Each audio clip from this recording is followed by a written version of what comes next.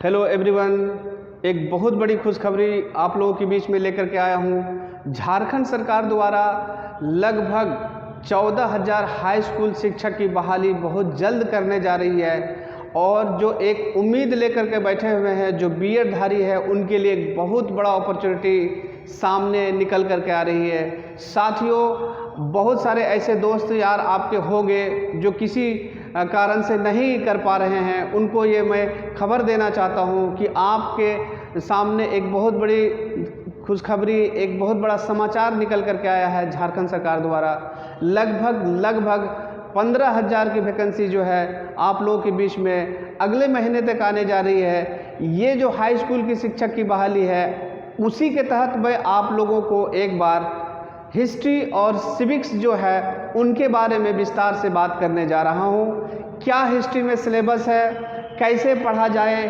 ताकि हमारी सफलता सुनिश्चित हो सके, इन्हीं सब मुद्दों पर मैं आज आप लोगों के बीच में बताने जा रहा हूँ। तो साथियों, हाई स्कूल के हिस्ट्री और उसके साथ सिविक्स एक दो पेपर है। इन हिस्ट्री में लगभग जो है 2 खंड है। खंड क में 12 चैप्टर है और खंड ख में ये आपका भी लगभग 12 चैप्टर है। तो अगर इन 12 चैप्टर का हम बारीकी से विश्लेषण करें तो कुछ भी नहीं है। अगर सही प्लान, सही रणनीति के तहत इसकी तैयारी की जाए तो आपकी सफलता सुनिश्चित हो जाएगी। इसी के प्रयास में लोयला कोचिंग हमेशा तत्पर रहा है और लगातार अथक प्रयास कर रहा है। मैं आज आप लोगों को इस लोयला कोचिंग के माध्यम के लोयला कोचिंग सेंटर के माध्यम से ये एक अच्छा खुशखबरी देने जा रहा हूँ कि आप लोग तैयार हो जाइए और अपना नौकरी सुनिश्चित कर लीजिए, क्योंकि एक बहुत बड़ा ये आप लोगों के लिए अपॉर्चुनिटी निकल करके आई है। साथ ही मैं आप लोगों को बता दूं, पिछले कुछ ही दिनों में झारखंड सरकार के कैबिनेट ने ये प्रस्ताव पारित कर दिया है कि पुरानी पेंशन योजना लागू कर दी गई है। कहीं ना कहीं ये आप लोगों के लिए गोल्डन अपॉर्चुनिटी है। साथियों, मैं एक बात और बता देना चाहता हूँ कि कल ही कैबिनेट ने, माननीय मुख्यमंत्री जी ने ये ऐलान किया है कि बहुत जल्दी 1932 का खाद्यान्न लागू करने जा रहा है। यदि ऐसा होता है तो आपके लिए गोल्डन से गोल्डन अपॉर्चुनिटी है, क्योंकि जो यहाँ के निवासी नहीं है, जो माइग्रेट होकर के यहाँ जॉब कर रहे थे, भले वो मैट्रिक इंटर झारखंड से किया हो, यदि स्थानीय नीति 1932 का खाद्यान्न के आधार पर बन जाता है तो वो लोग भी बाहर हो जाएंगे और आपके लिए कंपटीशन, आपके लिए प्रतियोगिता और इजी हो जाएगी। तो आइए हम लोग देखते हैं हाई स्कूल का सिलेबस, हिस्ट्री का हाई स्कूल का सिलेबस। तो पहला चैप्टर है प्राचीन भारतीय इतिहास के स्रोत। देखिए, पहला चैप्टर है वो है प्राचीन भारतीय इतिहास के स्रोत। क्या है पहला चैप्टर? हम बात करें तो खंड क की बात करें तो खंड क में लगभग जो है, लगभग नहीं बल्कि पूरी तरह से 12 चैप्टर है। तो एक एक चैप्टर की हम लोग बात करते हैं अभी और उसका थोड़ा सा विश्लेषण भी करते चलेंगे। पहला चैप्टर है वो है आपका प्राचीन भारतीय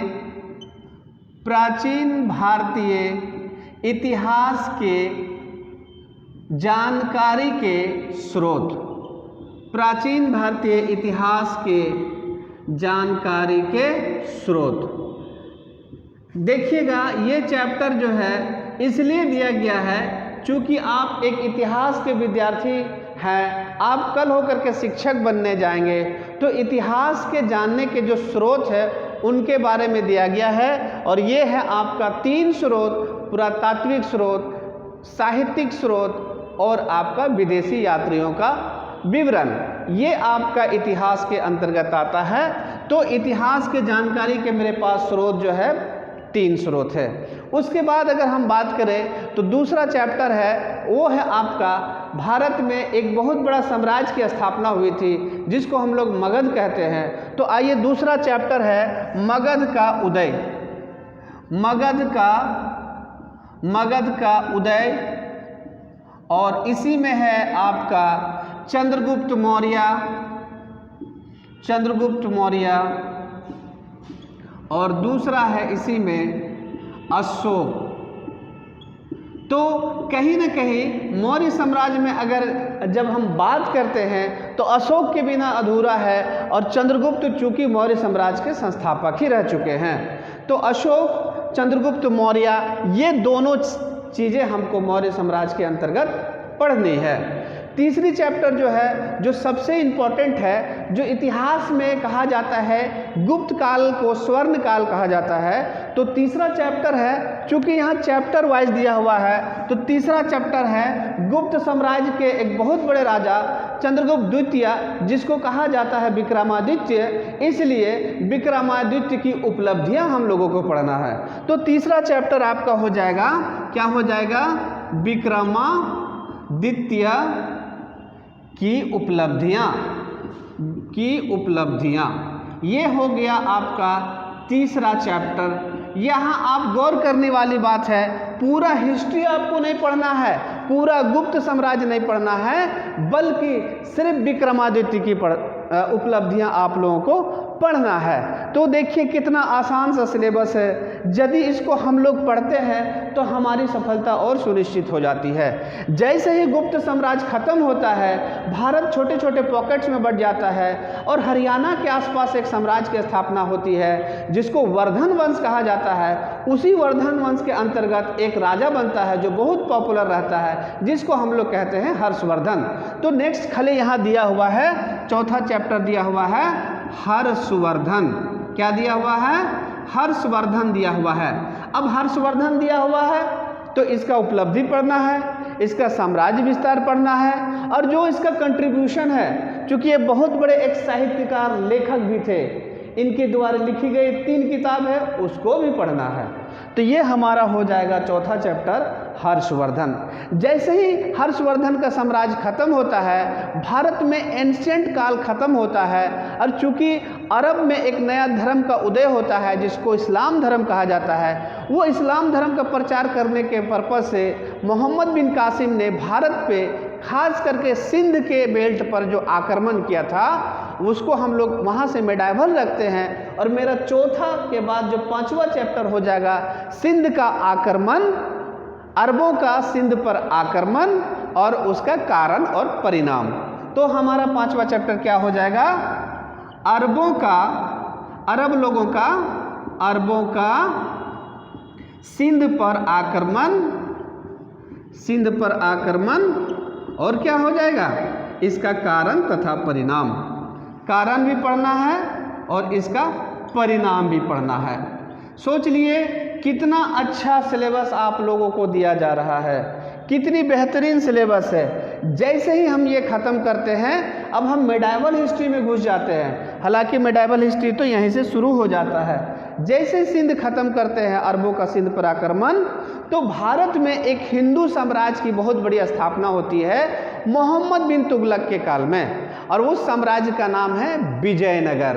तो अगला चैप्टर क्या हो जाएगा, आपका हो जाएगा विजयनगर की स्थापना।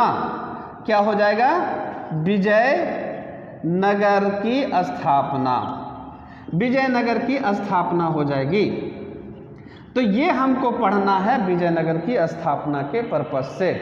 अब ये हो गया विजयनगर की साम्राज्य। जैसे हम खत्म करेंगे तो भारत में एक बार फिर शुरू हो जाता है किसका, अरब के बाद यहाँ पर देखिएगा कि मुगल साम्राज्य की स्थापना हो जाती है। और वो मुगल साम्राज्य कौन रहता है, वो मुगल साम्राज्य रहता है बाबर।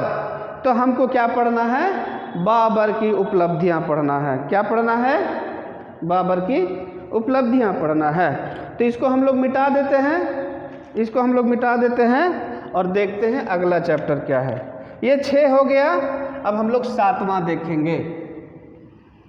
आइए 7वां देखते हैं क्या है। 7वां में है बाबर की उपलब्धियां, अर्थात मुगल साम्राज्य के संस्थापक बाबर और इसकी उपलब्धियां।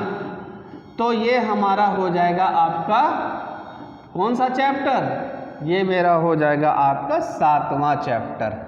देखिए मैंने आपको बताया कि खंड क में 12 चैप्टर है, हम लोग 7 तक पहुंच चुके हैं, 8वां है आपका, वो है शेर शाह का शासन प्रबंधन। बहुत इंपॉर्टेंट चैप्टर है। देखिएगा, इन्हीं शेर शाह ने भारत में जो रुपया चलाया था, आज भी वो रुपया हमारे नाम से हमारे सरकार द्वारा उसको जारी रखा गया है।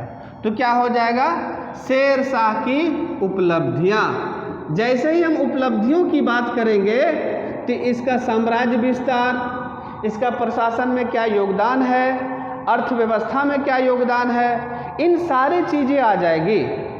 तो उपलब्धियां जहां आएगी समझ लीजिएगा उसका टोटल पढ़ना है, और ये बहुत इम्पोर्टेंट है। तो अगला हम लोग पढ़ेंगे, नेक्स्ट है जो बहुत फेमस राजा है, वो है आपका अकबर। अकबर को सब लोगों ने जाना है, सुना है।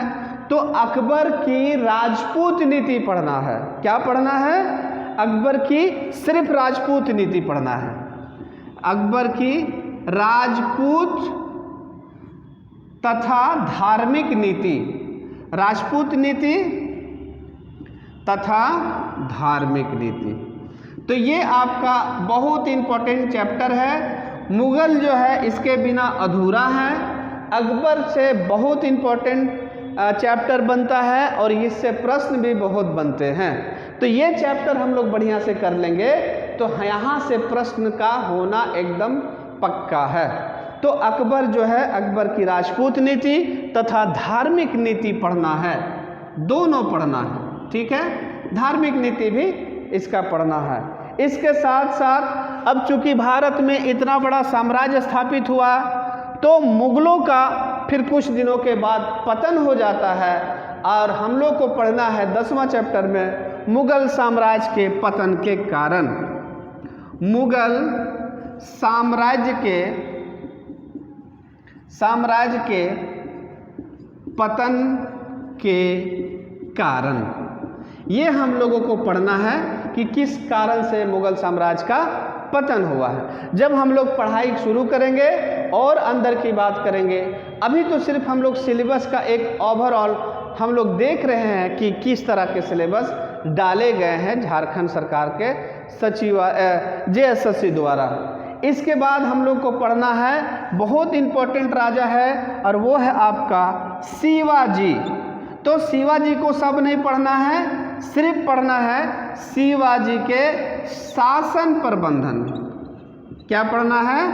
शासन प्रबंधन पढ़ना है।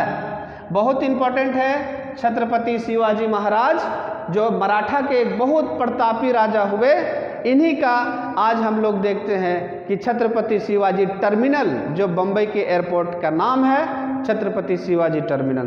तो यही शिवाजी ने जो मुगलों को दांत खट्टे कर दिए थे, तो स्वाभाविक है ये तो इम्पोर्टेंट बन ही जाता है। अगला है जो हम लोग देखेंगे, चूँकि जो बड़ा विवादित है, मुगल काल के बहुत विवादित राजा जिसका नाम था औरंगजेब। तो हम लोगों को लिखा है सिलेबस में औरंगजेब पढ़ना है। अब जैसे ही औरंगजेब की बात करेंगे तो इसका सब कुछ पढ़ना है। इसका साम्राज्य नीति पढ़ना है, इसका धार्मिक नीति पढ़ना है, इसकी राजपूत नीति पढ़ना है, और इसी के वजह से मुगल साम्राज्य का पतन हुआ है, तो उसका कारण और परिणाम भी हम लोग को जानना है। तो साथियों, मैंने खंड क का 12 चैप्टर को विश्लेषण कर दिया है। आशा है आप लोगों को समझ में आ गई होगी। अगला वीडियो हम लोग खंड ख में करेंगे और वो होगा आपका हिस्ट्री का खंड ख सेक्शन।